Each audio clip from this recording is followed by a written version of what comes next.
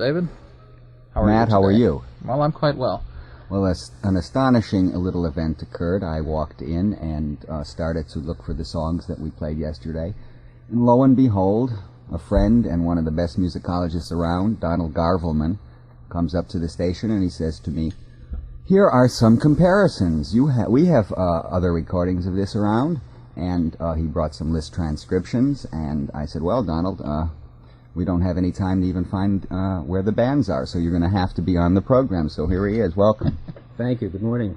Perhaps some of the audience remembers the Sorabji special, probably our most successful 3-hour special several years ago, where we had 100 letters, and Donald produced the program on Sorabji. And what's new with Sorabji? Anything? He's still composing away, still banning performance, and going strong. Yes, this is an amazing composer. He's British Parsi, right? Well, he wouldn't like to be called British. He'd like to be called Parsi, period. Well, he's in Grove's Dictionary. He gets a great deal of coverage, and yet there are no performances allowed of his works, and I think practically the entire century. Is that right? Well, up until about 1930, there were some performances, and I think that's what turned him off. They were too slow or something, you know. But he's still going strong, and I think he's just in a pocket of time that prevents his real success. Well, I would like to rerun that program. Is that possible? Yes, certainly. Good. Let's get to our songs. It seems that we have covered 17 of the 19, and Matt, you have the translation for Mist in My Eye? Or There Is No Need. Yes, two different translations. Opus 74, number 13. Mist drift towards my eyes from my breast, on the right and on the left darkens all around. An elegy on the lips sounds and dies. Dumb, oh dumb, because it is not gay. For there is no need. A long time I have endured misery and sorrow here. I have no sun, no sky, nothing by which the heart lives. To love and to sing would be blissful. Here in the foreign desert I dream as at home. To love, oh to love, and there is no one to love. To sing, oh to sing, and there's no one to sing to. Sometimes with my gaze I penetrate to the heavens. The whistling wind I scold not at all. It's cold, oh cold, but the heart beats. So with an elegy we'll fly away to other countries. Let's hear Mist in My Eyes, Chopin song.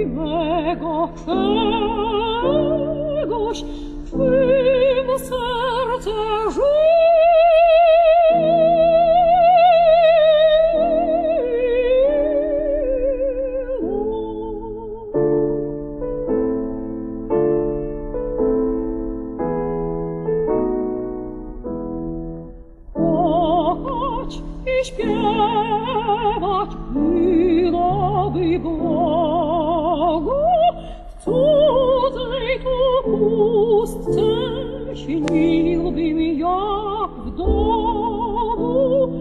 Kochać, kochać i nie ma kogo śpiewać, pośpiewać i nie ma komu kochać, kochać i nie ma kogo śpiewać, pośpiewać i nie ma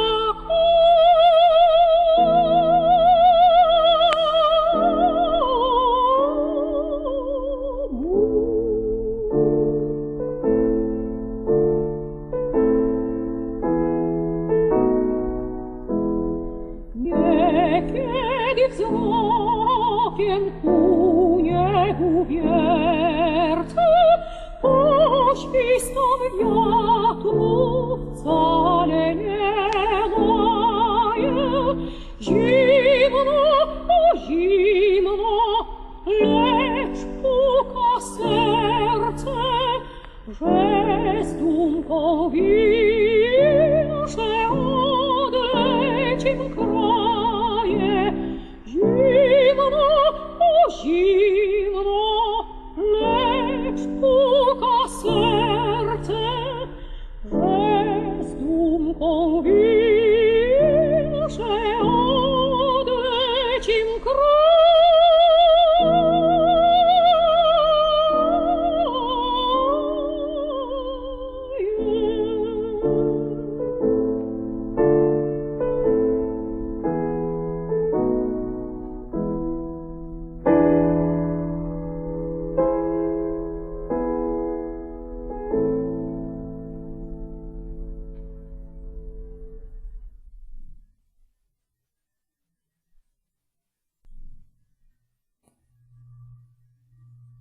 We've heard Stefania Wojtowicz singing Mist in My Eyes by Chopin. And now once again, David Dubal with today's guest, Donald Garvelmann. Well, Donald, that's Mist in My Eyes, a very attractive little song. Let's hear Melody, which Bernard Jacobson calls the finest of the Chopin songs. I myself really have no opinion yet. We're going to hear this time two performances, one from the recording that we have here and one that you brought. So we'll get a comparison finally. Yes.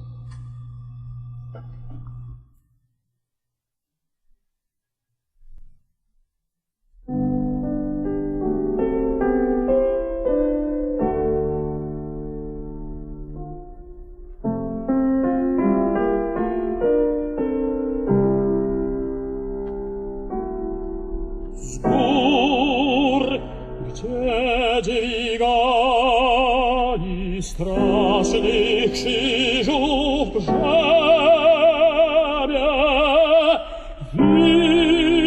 widzieli z dala obiecaną ziemię.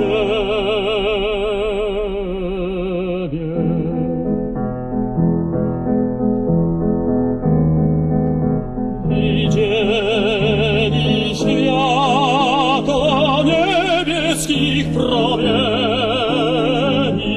ku którym w dole ciągnęło ich plemię. A sami do tych nie wejdą przestrzeni, do godów życia nigdy nie zasięgną i nawet może zapomnieni. Zapomnieni.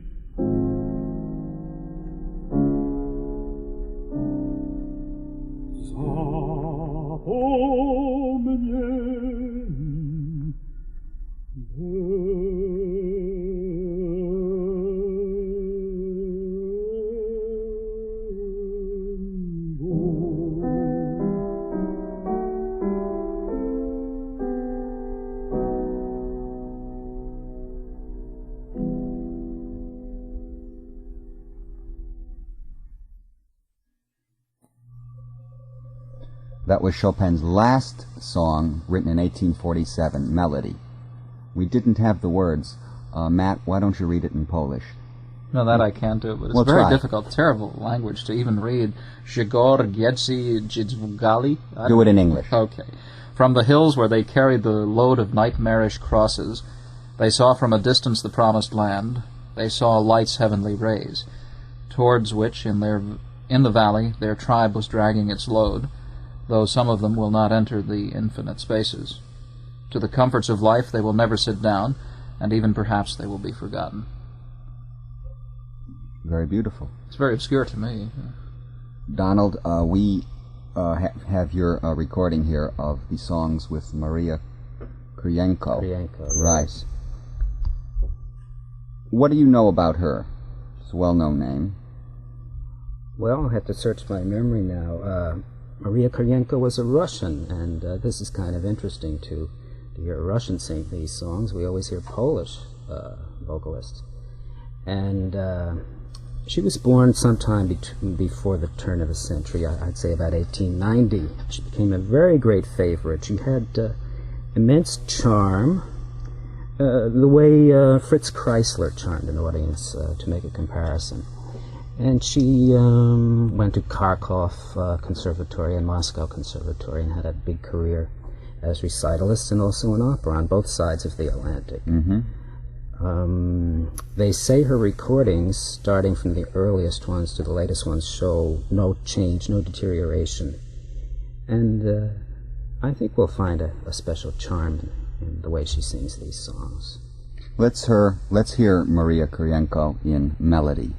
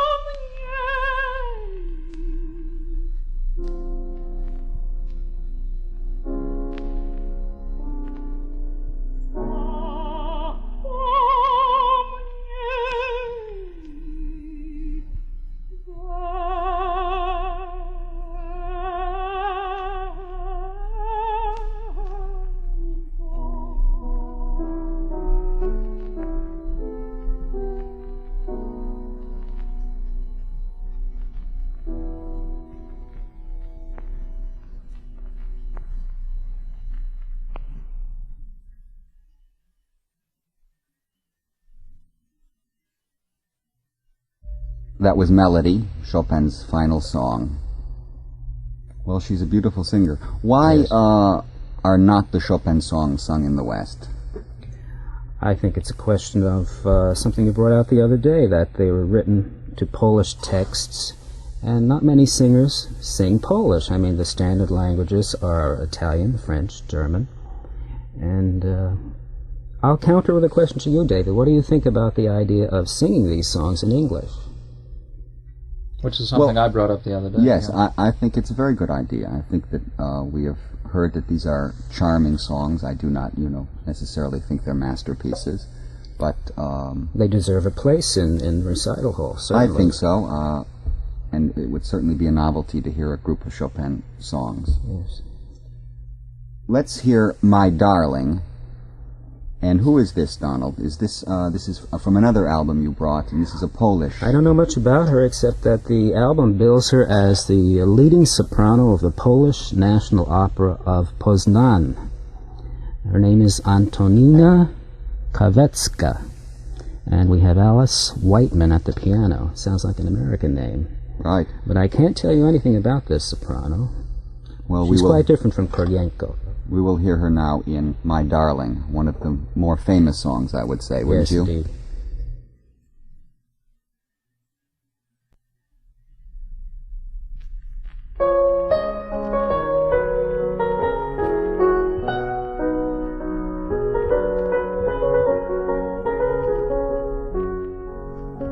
Moja pieszczotka, gdy wesołej chwili pocznie szczebiotać i kwili gruchać, tak mile grucha szczebiocze i kwili, że nie chcąc słówka żadnego postradać, nie śmiem przerywać, nie śmiem odpowiadać.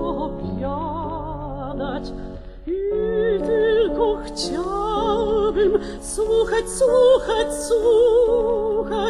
i tylko chciałbym słuchać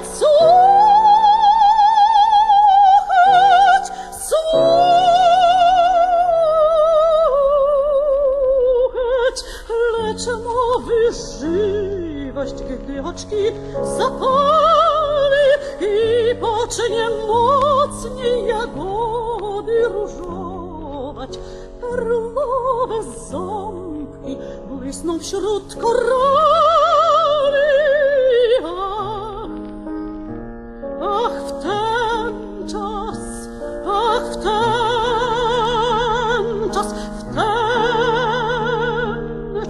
śmielej w oczęta poglądam, usta pomykam i słuchać nie żądam.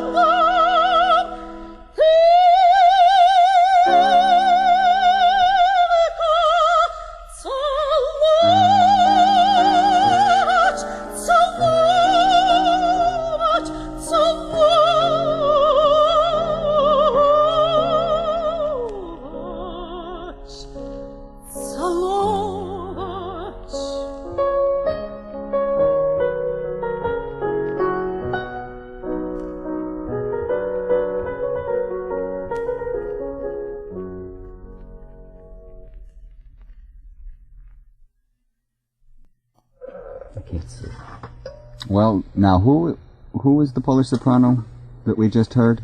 That was Antonina Kawecka. I thought she was excellent, and we heard My Darling. Well, let's now go and hear Maria Kuryenko in the same song.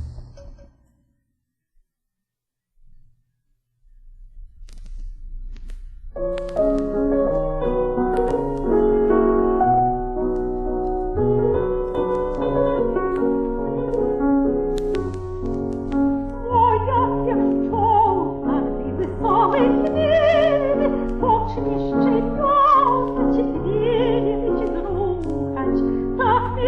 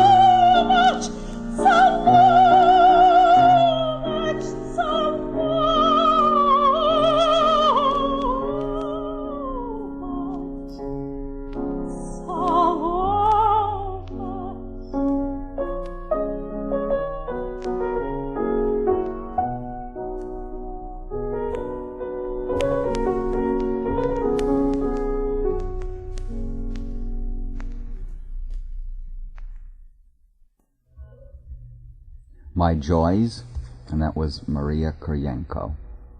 Well, you brought in quite a little item here in a performance of this in Liszt's transcription with Bernard Stavenhagen. Wasn't he one of Liszt's last students?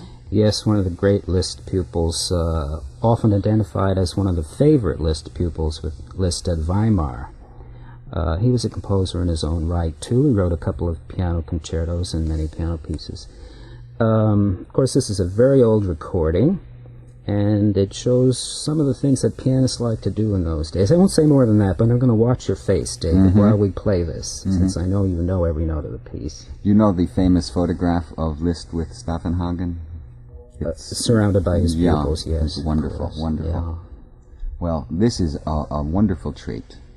Bernard Stavenhagen in Liszt's transcription of the song, My Darling or My Joys.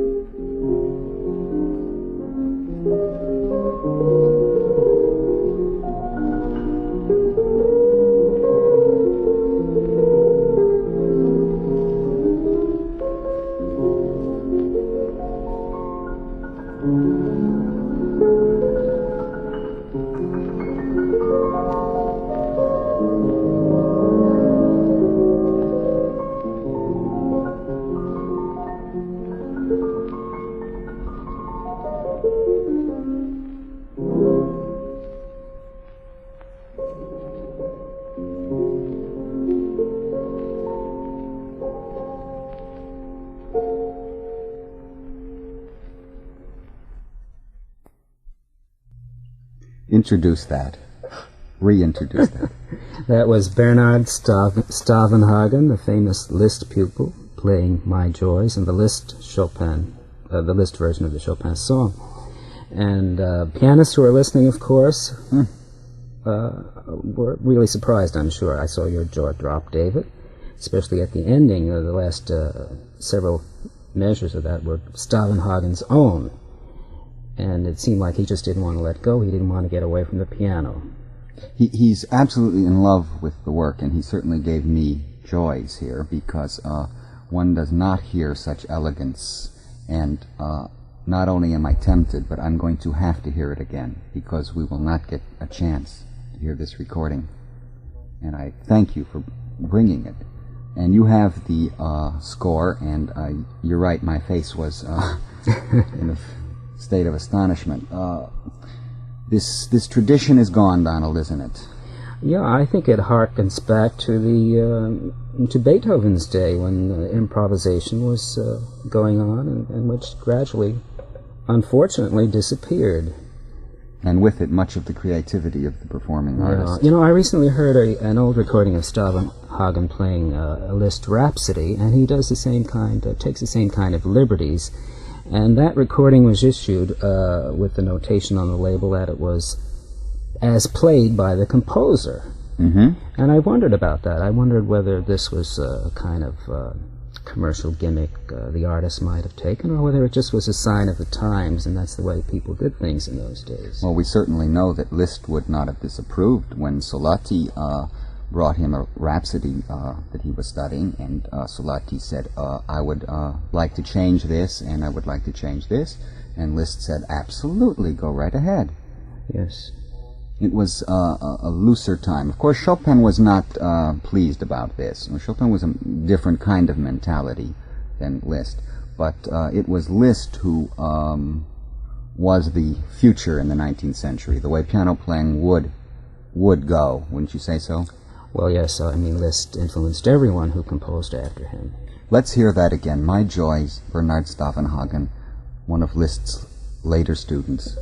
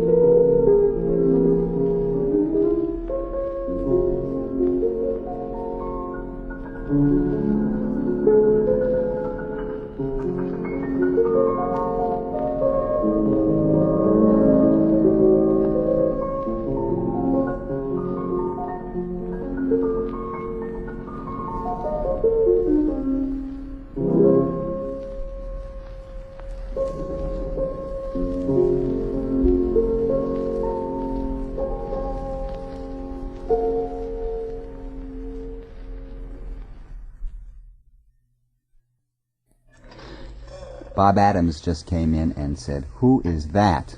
Donald? Bob, that's Bernard Stavenhagen, the famous Liszt pupil, playing the Chopin Liszt, My Joy. And this is not a piano roll. This is the real thing. Well, Matt, Okay, let's pause for a few messages.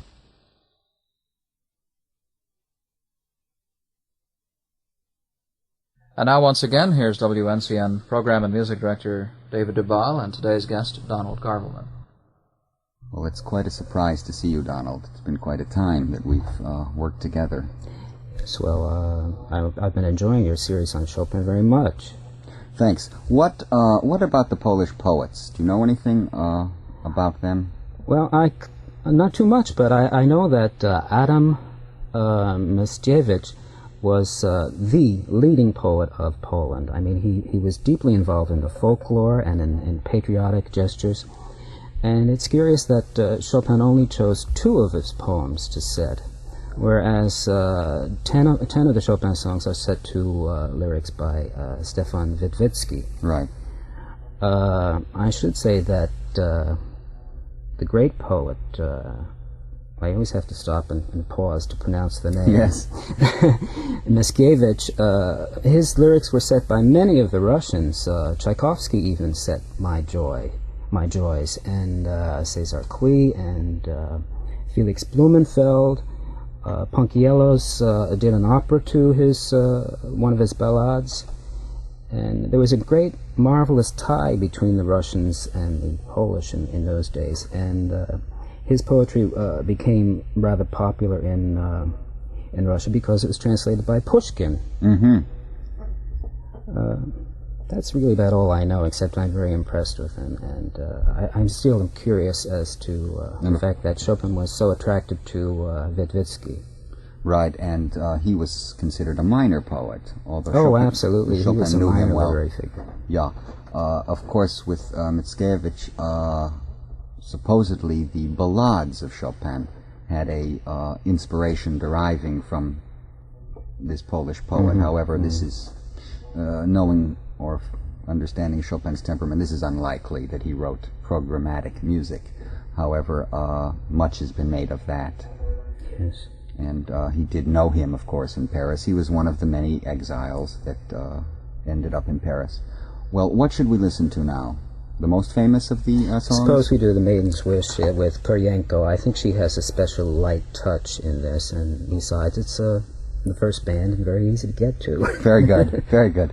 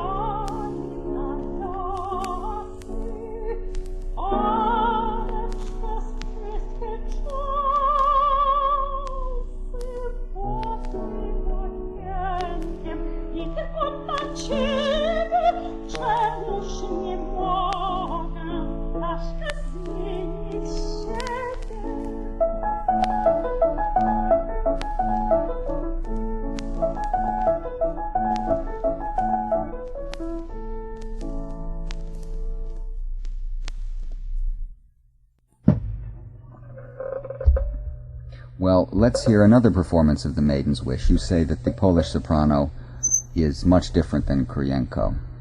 Yes, Kuryenko is much more coquettish and sees it as a light-hearted piece, I think. This is the most famous of the songs, perhaps. Yes.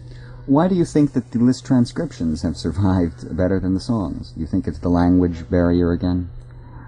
Well, yes, the language barrier doesn't exist, of course. Right. I think, of course, these are very successful transcriptions as well. Very Yes. grateful to the pianist. It's interesting, too, that only some of the transcriptions are heard. I mean, only 2 or 3 of them are heard, the list transcriptions. Right. We seldom hear a pianist do the whole set, although somebody just did it in New York, which is a rarity. Well, let's hear The Maiden's Wish again, and then perhaps we'll have time to hear some of the list transcriptions and some of the other recordings you brought. Oh.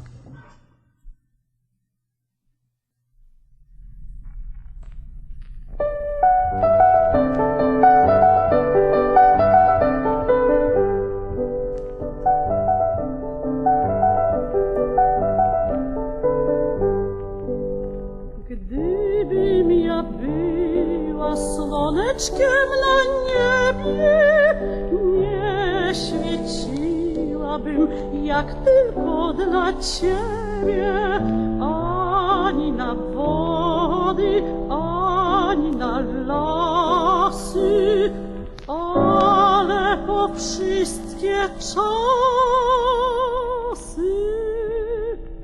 Pod twym okienkiem i tylko dla ciebie, gdybym słoneczko mogła zmienić siebie.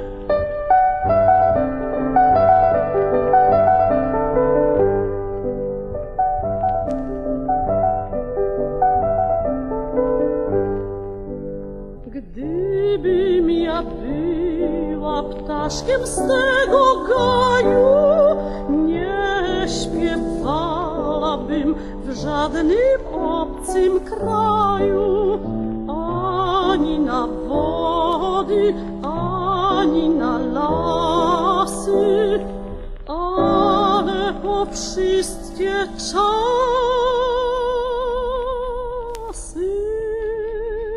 Pod twym okienkiem i tylko dla ciebie, czemuż nie mogę ptaszka zmienić siebie?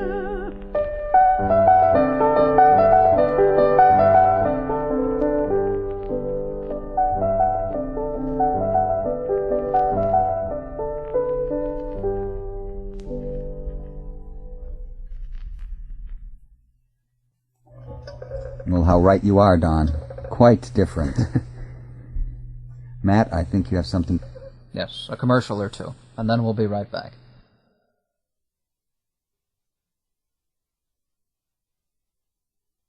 Well, you've brought a Russian pianist playing The Maiden's Wish in list transcription. We just heard 2 performances in the original song. Who is this pianist? This is a lady named Kedi Malkhazian. I don't know anything about her. The record jacket gives no biographical information, but I would guess that perhaps she's Armenian. She does perform some works by Arutunian and other people on this disc. It's a very fluent performance. Nicely recorded, I think. Fine, let's hear her.